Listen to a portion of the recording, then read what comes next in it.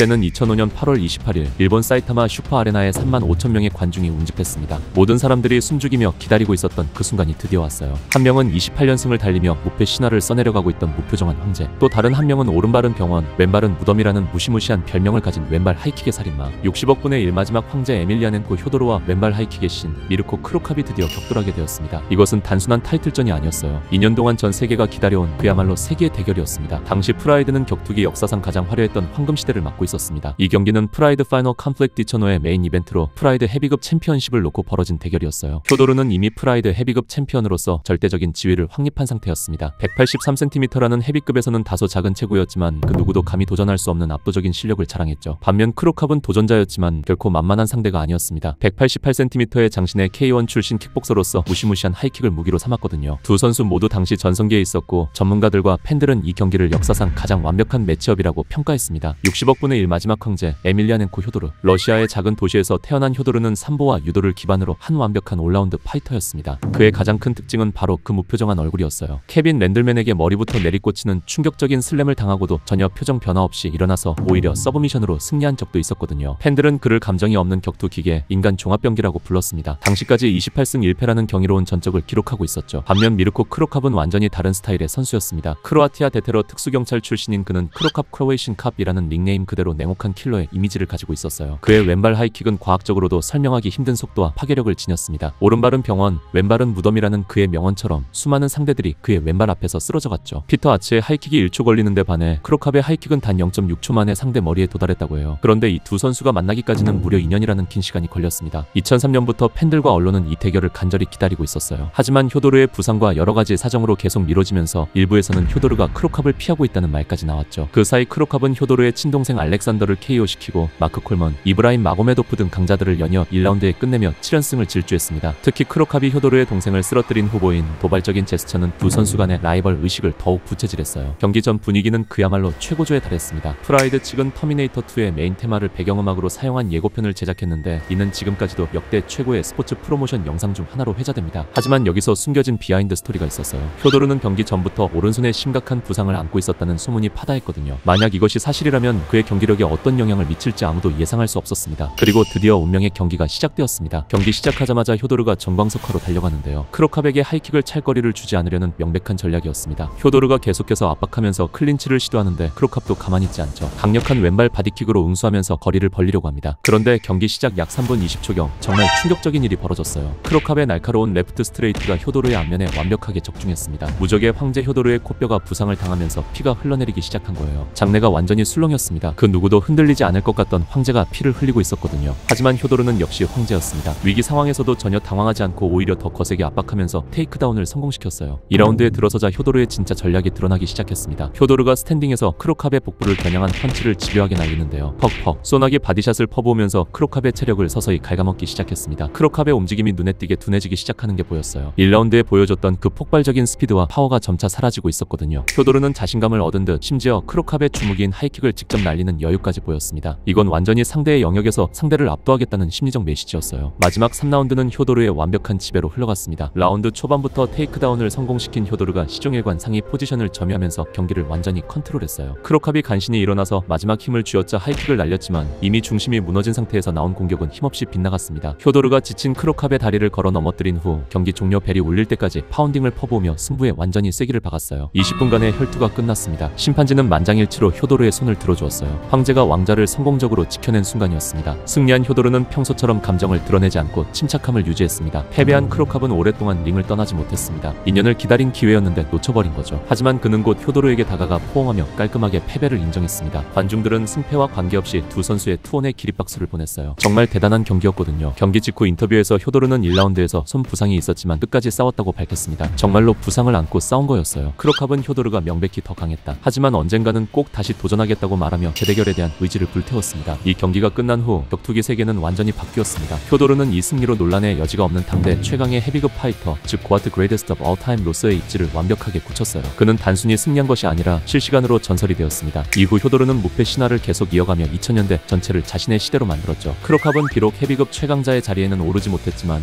이듬해인 2006년 프라이드 무차별급 그랑프리에서 우승하며 여전히 강자임을 증명했습니다. 하지만 이 패배는 그의 가슴에 깊은 상처로 남았고 이후 10년이 넘도록 재대결을 갈망하게 됩니다. 있었습니다. 팬들과 언론은 만장일치로 이 경기를 2005년 올해의 경기로 선정했으며 오늘날까지도 역대 최고의 헤비급 명승부 중 하나로 꼽고 있어요. 한국 팬덤의 반응도 뜨거웠습니다. 다음 이종 격투기 카페와 DC 인사이드 격투 갤러리는 경기 전후로 엄청난 트래픽을 기록하며 서버가 마비될 지경이었죠. 이는 프라이드와 함께한 2000년대 중반 한국 MMA 팬덤의 전성기를 상징하는 사건으로 기억됩니다. 무엇보다 이 경기는 프라이드 FC라는 단체가 도달할 수 있었던 최고의 정점을 상징합니다. 완벽한 매치메이킹, 2년간의 장기적인 스토리텔링, 그리고 전성기에 맞붙은 두 전설의 충돌은 프라이드가 왜 낭만의 시대로 기억되는지를 증명하는 완벽한 사례였어요. 15년이 넘는 세월이 흘렀지만 2005년 여름 그날 밤은 여전히 종합격투기 팬들의 가슴속에 가장 빛나는 순간으로 남아있습니다. 60억 분의 1 마지막 황제 에밀리아넨코 효도르와 왼발 하이킥의 신 미르코 크루캅. 이 두 전설이 있었기에 종합격투기의 역사는 더욱 풍요로워졌고 우리는 영원히 기억할 명승부를 가질 수 있게 되었습니다.